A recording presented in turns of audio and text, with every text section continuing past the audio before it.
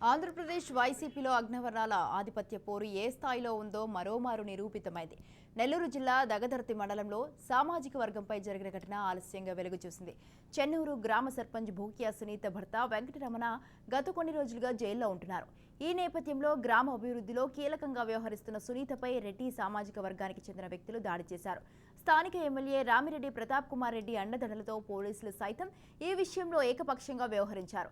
దాడి జరిగిన దృశ్యాలను సైతం కనుమరుగు చేశారు. ఈ ఘటనతో ఆమెకు న్యాయం చేయాలంటూ చెన్నూరు గ్రామ పంచాయతీ సిద్ధారెడ్డి పాలెం సుగాలి లంబాడి తండవాసులు ఆవేదన వ్యక్తం చేశారు.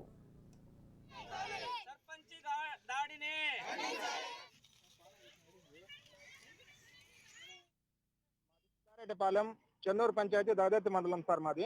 మా అక్క బుక్కే సునీత గారు సర్పంచ్ గా ఇక్కడ ఎన్నికైనారు.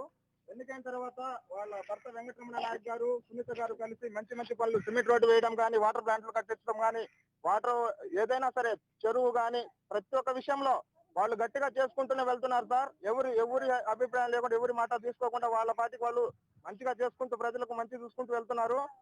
కానీ ఇతను చేస్తున్న మంచి పనులన్నీ మనసులో పెట్టుకొని రేపు పొద్దున ఇతను ఎదుగుదల అవుతాడేమో అనేసి ఈ రెడ్డి వర్గాలందరూ కలిసి వీళ్ళ మీద కావాలని కేవలం కుతంత్రతంతోనే ఈ విధంగా వీళ్ళ మీద దాడి చేసి వీళ్ళకి ఒక బ్యాడ్ నేమ్ అనేది తీసుకురావాలని చెప్పి ఇట్లా చేశారు సార్ వాళ్ళు. వాస్తవంగా అయితే వీళ్ళు చేసిన తప్పేం లేదు, తప్పు మొత్తం వాళ్ళదే. మా ప్రైవేట్ ల్యాండ్ లో వీళ్ళు మాట్లాడుకుంటూ ఉంటే వీళ్ళ మీదకి 40 మందిని ప్రీపెయిడ్ గా కావాలని ఒకటే ప్లాన్ అంతకు ముందే వేసుకొని వెంటనే 40 మంది వచ్చి వీళ్ళని రాడ్డులతో కత్తులతో దాడి చేయడం జరిగింది సార్. ఈ విషయం పోలీసుల దృష్టికి తీసుకువెళ్తే పోలీసులు మాకు న్యాయం చేసే పరిస్థితి అయితే ఏం లేదు సార్.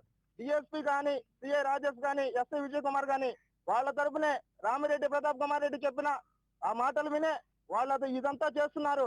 కానీ మాకు వాళ్ళ ద్వారా ఏ న్యాయం జరగదు సార్. మాకు దయచేసి న్యాయం కావాలి. చిన్న చిన్న పిల్లలు ఉన్నారు సార్. బుక్కే సునీత గారికి లేడీస్ ని అరెస్ట్ చేయాల్సినంత అవసరం ఏముంది సార్? వాళ్ళు తప్పు చేయలేదు. వీళ్ళు 40 మంది వచ్చి 4 జీబులు వేసుకొని వచ్చి ఏదో పెద్ద మర్డర్ చేసినట్టు మమ్మల్ని ఈడ్చుకొని తన్నుకుంటూ లేడీస్ అని చూడకుండా జీబు ఎక్కించుకొని వెళ్తారు వీళ్ళు. దయచేసి మాకు న్యాయం కావాల్సిందిగా కోరుకుంటున్నాం సార్.